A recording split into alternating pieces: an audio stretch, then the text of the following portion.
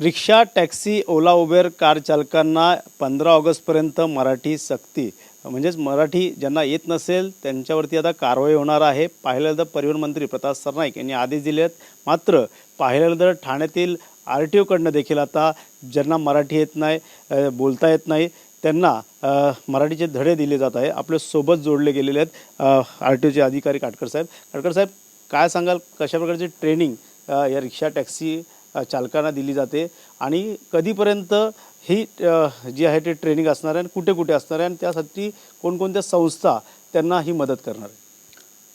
ज्या अमराठी रिक्षा चालकांना मराठी ही संवाद भाषा म्हणून अवगत नाही आहे, ग्राहकासोबत बोलताना त्यांना मराठी बोलता येत नाही, अशा लोकांसाठी शासनातर्फे महाराष्ट्र शासन परिवहन विभाग, कोकण मराठी साहित्य परिषद, मुंबई मराठी साहित्य परिषद यांच्या माध्यमातून ठाण्यामध्ये 11 ठिकाणी शिकवणी वर्ग चालू करण्यात आलेले आहेत.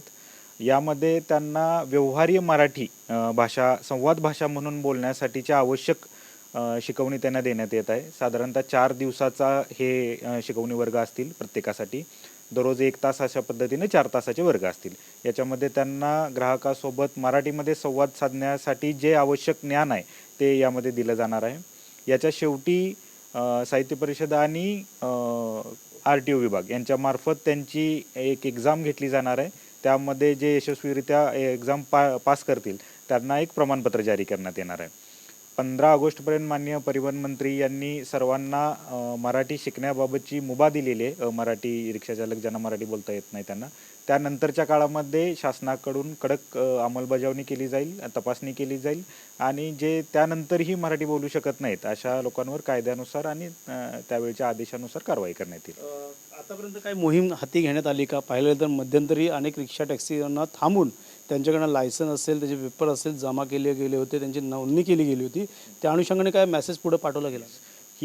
हे शिकवणी वर्ग चालू करण्याच्या पूर्वीच शासनाकडून तपासणी करून अशा पद्धतीनं किती मराठी रिक्षा चालक आहेत, टॅक्सी चालक आहेत की ज्यांना मराठी बोलता येत नाही, की ज्यांना मराठीची अडचण आहे, हे तपासण्यासाठी आपल्यातर्फे तपासणी करण्यात आली होती. त्यामध्ये जे आपल्याला तपासणी दरम्यान जे मराठी ज्यांना मराठी बोलता येत नाही असे लोक आढळले त्यांच्या सगळ्यांना एकत्र करून त्यांचा डाटाबेस तयार करून त्यांना या शिकवणी वर्गांमध्ये आपण इन्क्लूड केलेलं आहे. काय आव्हान काय कराल? अनेक लोक आहेत की त्यांना अजून काय क्लासेस कुठे चालू आहेत, संभ्रममध्ये आहेत, तर काहींना माहिती पडलेत की कोणत्या ठिकाणी क्लासेस सुरू आहे. अशामध्ये त्यांना असंही देखील आहे की मराठी त्यांना येत नाही आहे, शिकणं म्हणजे कठीण होत आहे.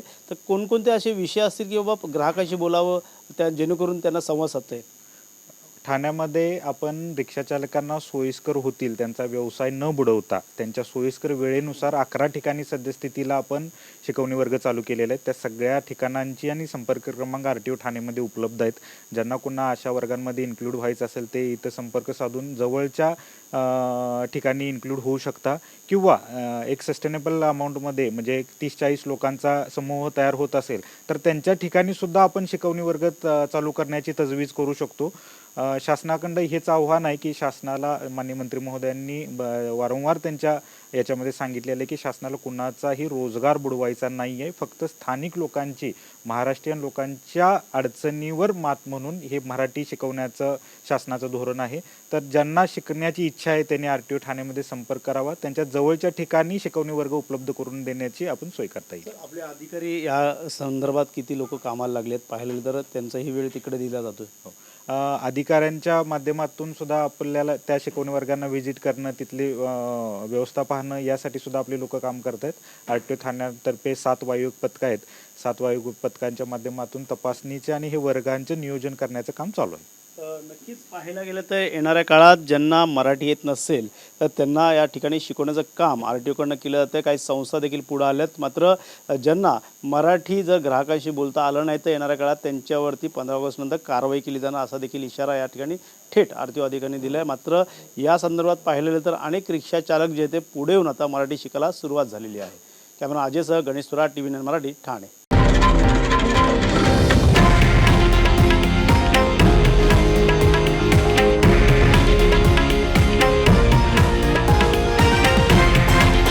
हे आहे देशातील नंबर 1 न्यूज नेटवर्क आणि आपण पाहत आहात TV9 मराठी, एकमेव.